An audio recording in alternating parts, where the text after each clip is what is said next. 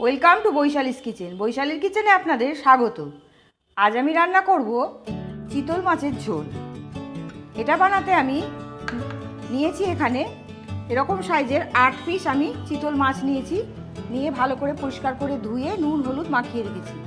নিয়েছি একটা টমেটো কুচিয়ে নিয়েছি, একটা বড় সাইজের পেঁয়াজ কুচিয়ে নিয়েছি, 1 চামচ গোটা জিরে নিয়েছি, আর এর মধ্যে একটা আমি পেস্ট বানিয়েছি। একটা মাঝারি সাইজের পেঁয়াজ, 4টে কাঁচা লঙ্কা, হাফ ইঞ্চি মতন আদা আর 5 কোয়া রসুন, এটার একটা পেস্ট বানিয়েছি। আর লাগবে হলুদ গুঁড়ো, লঙ্কার গুঁড়ো আর আন্দাজ মতন নুন আর চিনি আর অল্প খানিকটা ধনেপাতা।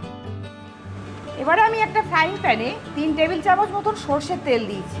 দিয়ে মাছগুলোকে আমি খুব হালকা করে মাছটা ভেজে নিয়েছি আমি।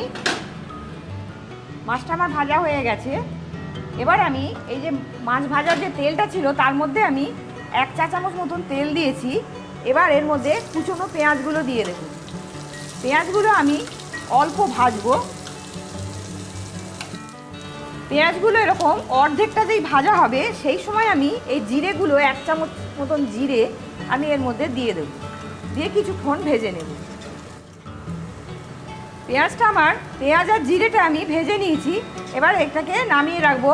এটার একটা আমি পেস্ট বানিয়ে নেব। কড়াইতে আমি 1 টেবিল চামচ মতন তেল দিয়েছি। এই তেলের মধ্যে আমি এবার এই আদা পেঁয়াজ রসুনের পেস্টটা দিয়ে দেব। দিয়ে কিছুক্ষণ এটা মশলাটাকে কষবো। মশলাটা আমি বেশ কিছুক্ষণ কষে নিয়েছি। এবার এর মধ্যে দিচ্ছি 1 চামচ লঙ্কার গুঁড়ো। আপনারা চাইলে একটু বাড়াতে বা কমাতে পারেন। দিচ্ছি হাফ চামচ হলুদ গুঁড়ো।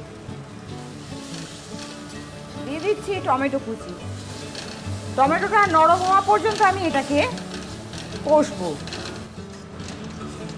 মশলাটা আমি মিডিয়াম আছে বেশ কিছুক্ষণ কষে নিয়েছি। কষবার সময় অল্প অল্প করে আমি জল অ্যাড করেছি। এবার আমি এর মধ্যে নুন আর চিনি দেব। আমি দিচ্ছি হাফ চামচ চিনি আর হাফ চামচ নুন। আপনারা আপনাদের স্বাদ অনুযায়ী দেবেন। চিনিটা স্কিপও করতে পারেন। এবার আমি এর মধ্যে জল দিয়ে দেব। যার যতটা গ্রেভি প্রয়োজন সেই মতন জলটা দেবেন। এই ঝোলটা আমি ঢাকা দিয়ে ফুটতে দেব। ঝোলটা ফুটে গেছে। এবার আমি এর মধ্যে ভাজা মাছগুলো দিয়ে দেব। দিয়ে ঢাকা দিয়ে 3-4 মিনিট আমি মিডিয়াম আঁচে রান্না করব।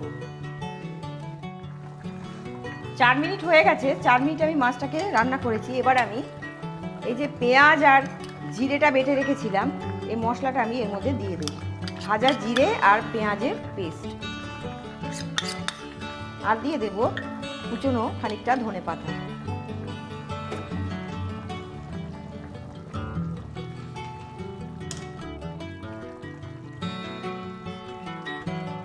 এবার এটাকে ঢাকা দিয়ে কিছুক্ষণ আমি গ্যাসটা অফ করে ঢাকা দিয়ে রেখে দেব।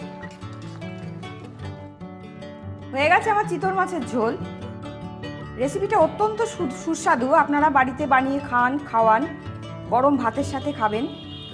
রেসিপিটা যদি আপনাদের ভালো লেগে থাকে লাইক করবেন, কমেন্ট করবেন, বন্ধুবান্ধব আত্মীয় স্বজনদের সঙ্গে অনেক অনেক শেয়ার করবেন।